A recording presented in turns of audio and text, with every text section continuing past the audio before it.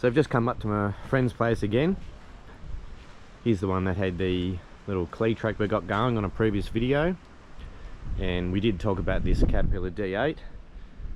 Now he's just been working on this, very busy with it, trying to get it going for the Caterpillar display, which is coming up in another month at the north end of the state.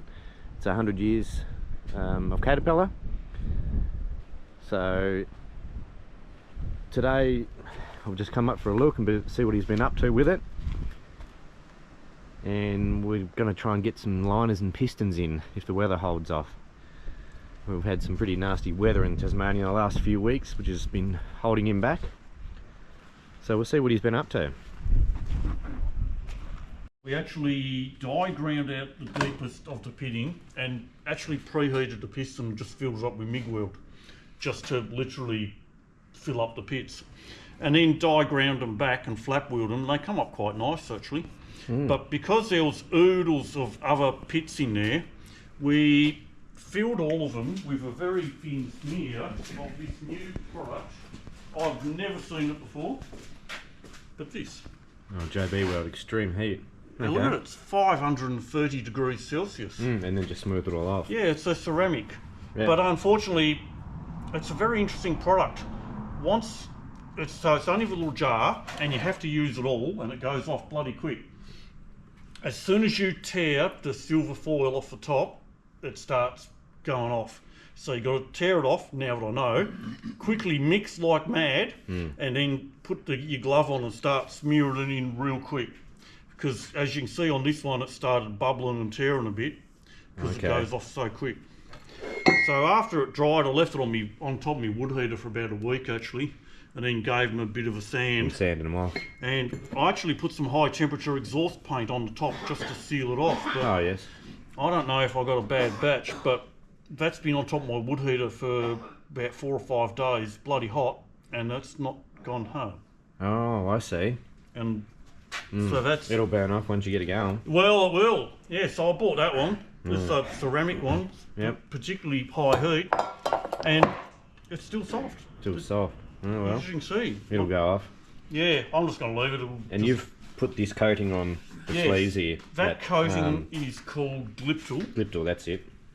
And yeah, Grille is the modern name for the Grille that we got here in Australia is a electrical insulating compound or paint for motors, generators, all that sort of stuff.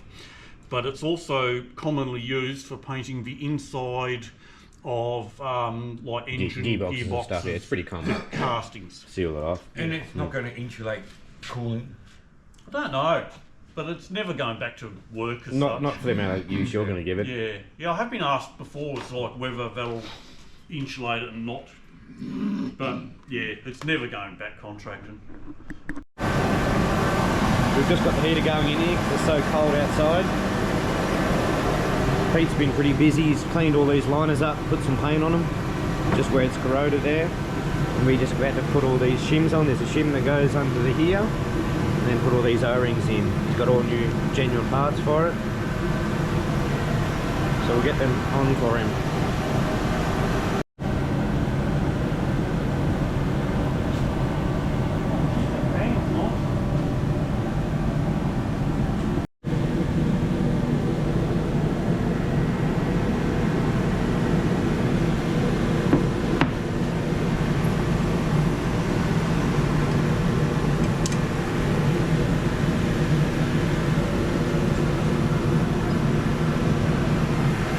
Alright, 5 more to go.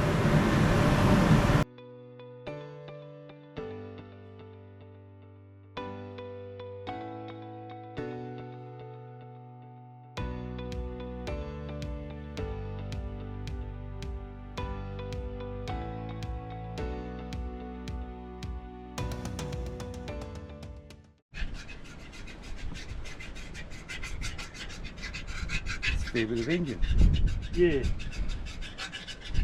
This is called a D13000 engine, is that right? That is Yep. correct, D13000. 5 3/4 bore. 5 3/4. Correct. It's flat out, I think about 900 RPM. This one slipping in easy, did it? It did. Oh, it took a bit of screwing in. Yep. It definitely took a bit of screwing in on the O-rings, but yeah. I'll just give it a wipe. Yeah, greasing them up down there after I cleaned them up worked well actually, because then the glip tool didn't stick, which I was happy about. Poor old thing. Never again do I want to rebuild an engine in the rain. Just as we say that, it's going to rain starting now, to isn't it? And what have you got to cover this with? Just some tarps. You've got a good chamfer down there, haven't they, for the It is. guide the ring? Yeah. O-ring? Yeah. Chuck it in? Chuck it. Lower it in. Oh, You put it out of the way. oh, I'm stuck. Throw it in.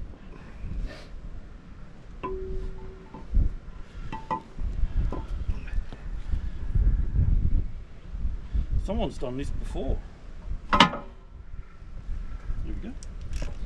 Sitting on rubber.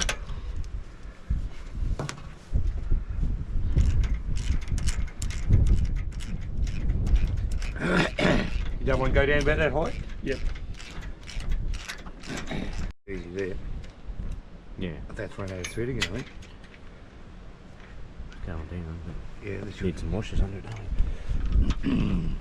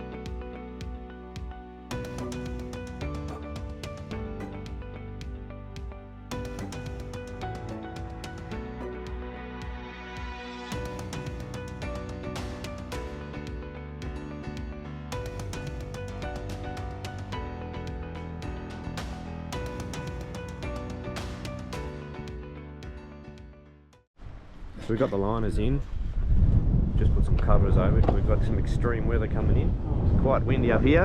It's quite windy. It's freezing. Excellent. So I might have a look around and see what else you've have a quick Yeah. run go over for what it. else you've done. Yeah. So this grill came off a Caterpillar D7E. It was kindly donated because I didn't have one. Oh, from Nick. Yep, from Yep. Nick. Yep. Mhm. So I've gone to quite a few hours work to bring it back and modify it slightly to fit my D8, which it's just about finished. So we've got it on, still needs a few little adjustments, Yeah. bit of pressing. Because it covers the oil tank up, doesn't it? Yes, I've got that cover too. Yeah. So it's all there. Oh, this is a separate little one. Yep. Okay. That's it. So got all that. I've just got to press under the bottom a bit. Mhm. I'm basically going to put a jack under here and use the weight of a D8 just to put that curve back in. Mm. It's just been pulled out slightly. Looks But good. that's getting there. I'm working on the oil pump at the moment. Not this one, Not that one. but the same as that. Just tidying up, cleaning up. Yeah, and you can see here, that's my pressure washer. It's got that much Oh. pressure. It actually cut the gauze. Yours, yeah. So luckily, You've got spare engine. I've just got to clean it all out, and that'll be my new one. Yeah. all right. Oil pump. Yep. Working. Yeah, the whole back end's all stripped down at the moment. So the fenders are just behind you on the welding bench. They're Bit rusty. a bit rusty, but they've come a long way actually. There's been a few hours of bashing already going into them. The fender brackets are about to go back on because they're all a little bit twisted, and we have to bolt them to something rigid in order to pull the twist it twist back, out, yep. and then give them a tack.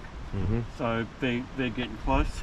You can see on the side of the motor here where I've painted all the coolant areas with glip tool paint.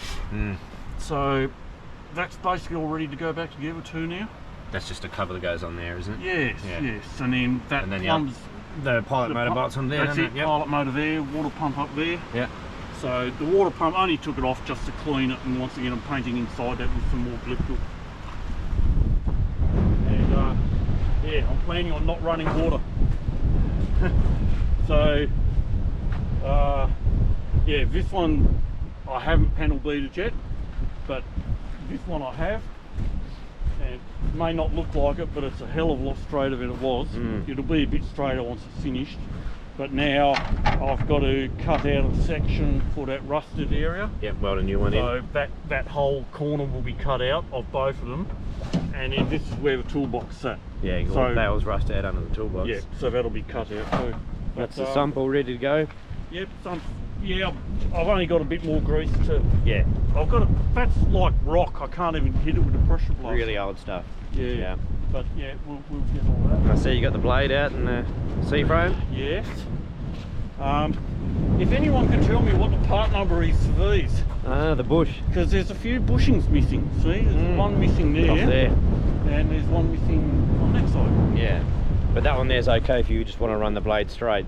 Yes, luckily they're both here On to the run straight. the blade straight. Which would be fine for now. Yes, and I've lifted it up because it was back when they last used Oh, it, they broke it. They broke it off. There wasn't much material left, was there? No. So I've machined up a new lug, Welded on. which has got to be finished off and welded on. So Yeah. it looks terrible, but it's not that terrible actually. Not really, it's just a lot of rust on it, but is. that'll clean up. It will, yeah. Fine So paint. it's set up there so I can needle scale it and Yeah. get onto some welding. And be you can honest- see like all these sort of blades, they just get rust underneath, don't they? Where the cutting edge bolts on. Isn't it amazing? And you think this bulldozer, No, nuts are nearly gone. bulldozer only did around about 20 years work before they parked it up, and that was a very hard 20 years. I'd say so. I didn't even know, but Nick Page noticed when he was up here that the blade had been re-scun just before they parked it up. Parked it up. So when you flip the blade over, it's like brand new on the front. Yeah.